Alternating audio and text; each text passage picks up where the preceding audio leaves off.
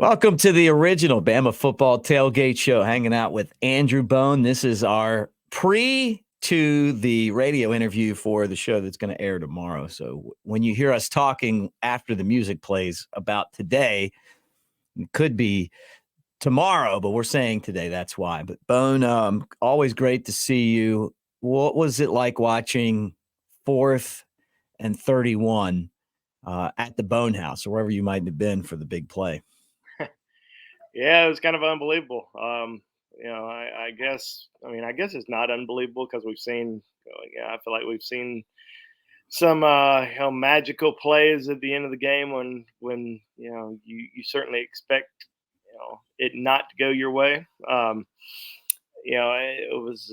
I was in a room full of Alabama fans. I will say that. So, you had a lot of guys that were over the top about the touchdown, which kind of surprised me that a video of that room that I was in at the time didn't make it on social media or in any videos because it was I know that a lot of the guys that I was with were really excited, and obviously it was a big moment, and yeah, it was crazy that Alabama got to that point where they needed I a, know.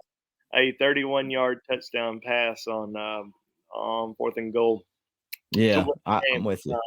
Never would have expected that, but it happened, and Alabama came out of there with a victory. And people can say what they want. Auburn's not a good team. Well, they were always going to play their best game. They were always going to be excited. The crowd was going to be pumped. I think Alabama probably. Somebody told me somebody in the Alabama football complex told me last weekend. They said, before last weekend, they said, the worst thing that could have happened was for New Mexico State to do what they did to Auburn because Right. it was going to be a very tough week of practice. They were going to be focused. They didn't want the Auburn coaches, the Auburn players. And the last thing they didn't want people to think of, to end their season was a loss to New Mexico State. Um, they wanted to upset Alabama, and that eliminates everything.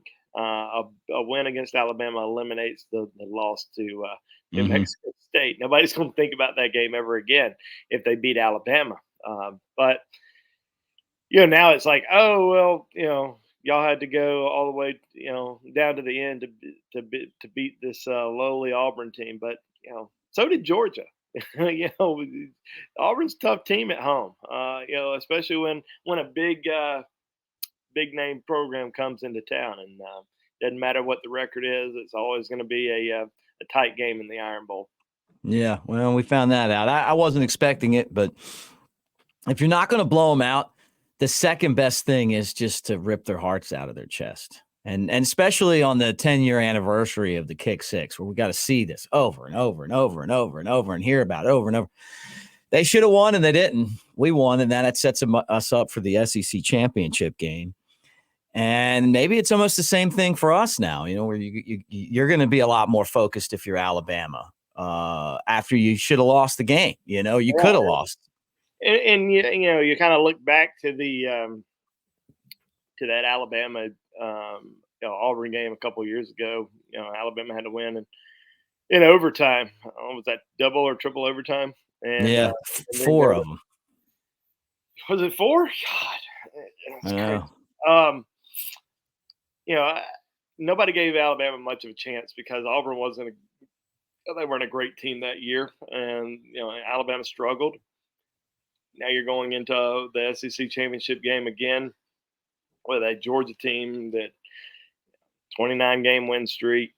They're expecting to get to 30. They're expecting to win another national championship, win 3 in a row. Not much faith. It's kind of funny. I see all these people, media people predicting Alabama, or excuse me, predicting Georgia, and everybody expects Georgia to win the game, and Vegas expects Georgia to win the game. But you go on social media, and you see all these Georgia fans, and I don't know what it is about them, but they're all saying, "Oh, nobody's giving Georgia a chance to win this game." I don't know if they're trying to Yeah, do right. reverse psychology or anything like that, but everybody keeps saying that nobody's giving Georgia a chance, and just wait until Georgia steps on the field. I'm like, what are you talking about? Yeah, Like, give me a break. they're the number one team in the country. They look, they look unbeatable. To a lot of different people. I mean, every time they step onto the field, they've obviously had some struggle games. Auburn, they didn't blow out Georgia Tech. They didn't blow out some opponents, but heck, you look at their game up in Knoxville. When they just took it to Tennessee. I mean, they're a loaded team. They got a lot of talent. Kirby Smart's recruited well, but I think the one thing that I was, surprised with was some of their, I guess, fan reporters coming out and saying that Kirby Smart's a better coach than Nick Saban. Oh, Daniel Pollock, get out of here. I Or don't know David if I Pollock. would ever say that, like, as a reporter. Dumb. I think you're just being a fan there. Nick Saban's won 7 national championships, and he's probably had his best coaching job. If Alabama wins this weekend, I'll call it the best coaching job of Nick Saban's tenure at Alabama. Yeah. I mean, unbelievable job that he's been able to do to this point. I mean, Alabama, nobody expected them to have one loss at this point after the Texas game, after the USF game. Well, think about the rebuild, Bone. And this is what we're going to get into on the radio part of this. But think about the rebuild. To go from losing the first pick and the third pick in the draft, one on offense, one on defense. And then some other guys. Like Brian Branch was a really good player. I mean, you look at the guys that went, out of the program last year, and then to go and rebuild your quarterback, the defense, and, in the offense, it took a few games to do that. And then and Alabama is not getting enough credit for even playing the game against Texas. You look at the beginning of Georgia's season, and it was Ball State and this team and that team. And then they played South Carolina. It was like, they had the perfect season to go undefeated because it gave them time to kind of get a lot of their issues worked out. Bama's been a different team since the South Florida game, but it was the adjustments from the Texas game to the South Florida game. And then the second half of the Ole Miss game, they've been one of the best teams in the country. Yeah. I mean, this weekend, both teams are going to face the best team they faced all season. I mean, no disrespect to Texas, but Georgia's, in my opinion, is a better team than Texas. I think you line up Alabama and Texas right now, probably a different story than what we saw, on September the 10th. This is going to be a heavyweight battle. I don't know if it's going to be a blowout either way. I kind of see it being a one-score game all the way down to the very end. It's going to be an exciting game to watch, and I think Alabama can win it. No doubt about it. I think they're going to be focused. Team coaches are going to be focused. Players are going to be focused, and they got a chance to really surprise a lot of people. So, be interesting to see. I think Blake Sims said it, yesterday in a tweet that it was kind of feeling like 2009 all over again. Which it might be. I mean, it could easily feel that way. It could easily be that way going into the game. So we'll see what happens. Be fun to watch. Yeah, I can't wait. All right, Bone. When the music plays, we are going back we're going in a time machine to Saturday. We're going ahead in time. So let's get to Saturday as Alabama takes on the unbeatable, undisputed champions, the Georgia Bulldogs, which, by the way, they're huge favorites in the game over the Crimson Tide. And we're going to do it right now. Here we go.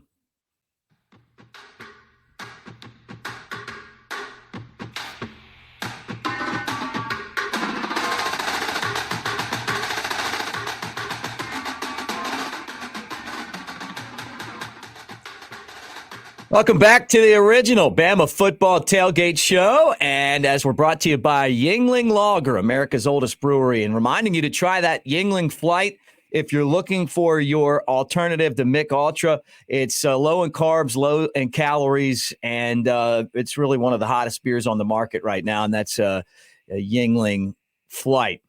It's always great to see our buddy, Andrew Bone. You know him from the show he's been on for years, now with Bama Online and On3, covering recruiting every day like a blanket. We've called him the guru of reporting on recruiting, and it's great to see you, Bone. Julian Sayin, I guess, is the name to keep an eye on. The number one 5-star quarterback that's coming to Alabama and making some news. What did he think about the Iron Bowl? He was obviously blown away. I mean, couldn't believe it. Was really excited for for Jalen, for Isaiah Bond. Just as we all kind of were, just in a state of shock. But at the end of the game, a lot of excitement. So he was excited. He had a chance to talk to some of the coaches afterwards. I talked to some of the coaches this week. He's excited about the SEC championship.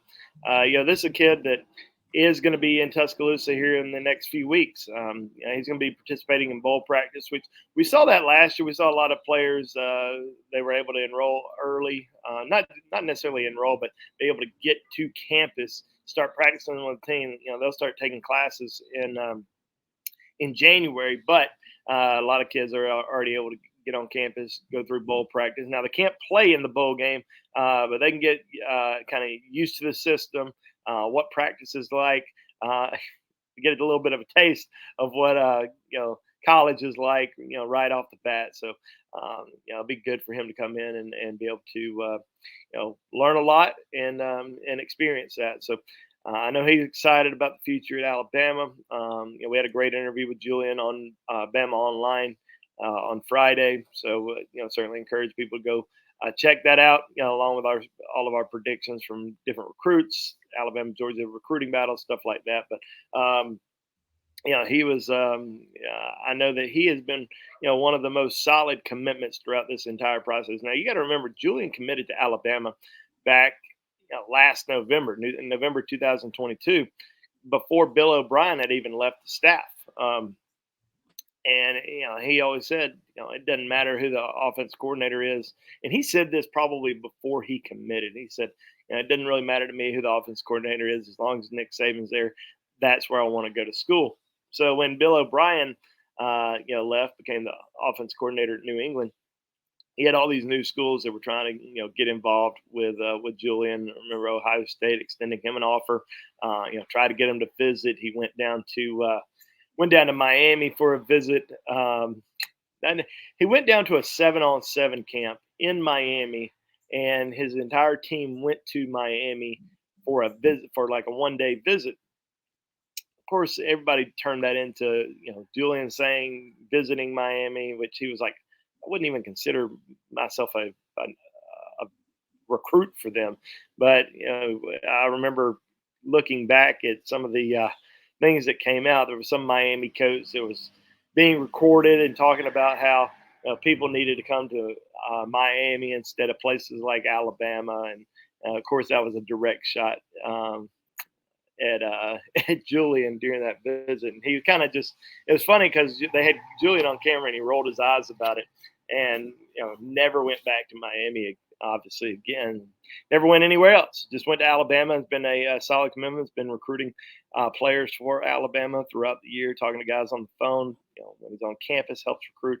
So he's been a big recruiter. But number one quarterback in the country, special talent. Had a great senior season. I think he threw for over 20. I know he threw for over 2,300 yards. Completion percentage was even more impressive. Over 75.5%. Throughout the year, 24 touchdown passes, 1 interception.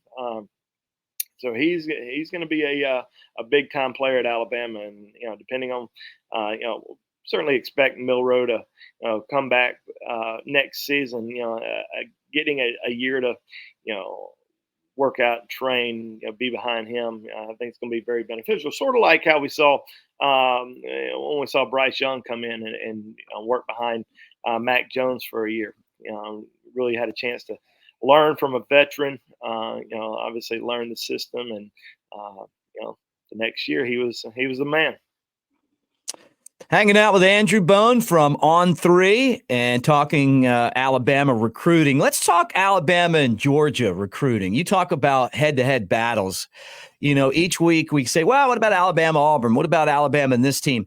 Alabama and Georgia is for real. I mean, you're talking about these two teams go head-to-head a lot for players. Well, they do. Obviously, there's going to be some guys on both teams that strongly considered, the other program.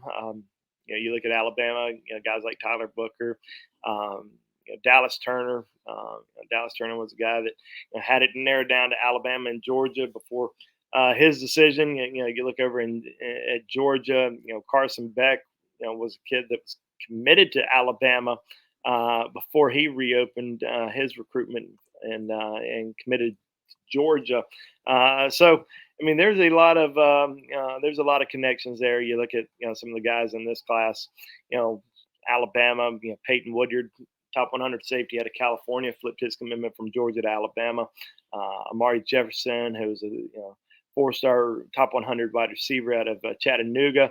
Had Alabama and Georgia on his short list before the decision. Ellis Robinson, 5-star corner out of IMG, that is committed to Georgia, had Alabama on his short list before decision.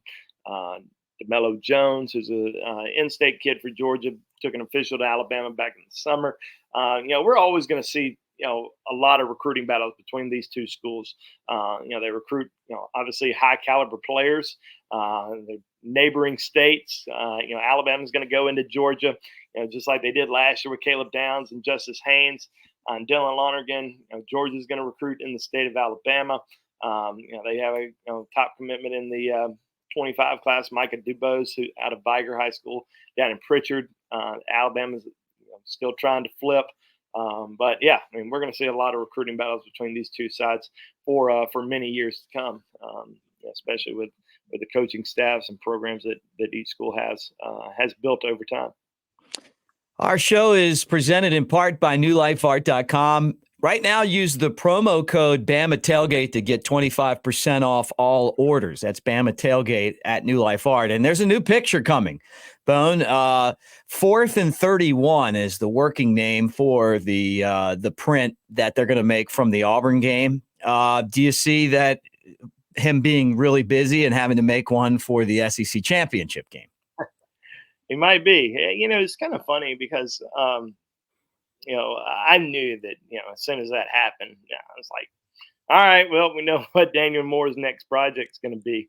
I saw some fans, don't celebrate a regular season win. Well, you may not have been following Alabama football for a long time if you think that, because these prints have been legendary, and we certainly have some at our house, and have enjoyed them, and we think that we certainly think that saving moments like that is priceless, and certainly something that people will enjoy for a long time, because they'll always remember that play. I mean, it was certainly a memorable play as the Iron Bowl, and maybe they'll have he'll have another project or two before the end of the. Let's hope so. Let's hope so. Bone, tell me all about On3, what you guys got going right now, and maybe give the folks some good ideas for a Christmas or a Hanukkah gift. Yeah, obviously, we're in the heart of the recruiting season.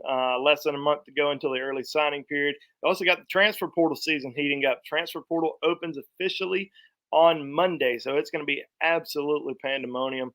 We're going to have all the latest news, all the inside scoop on BamaOnline.com.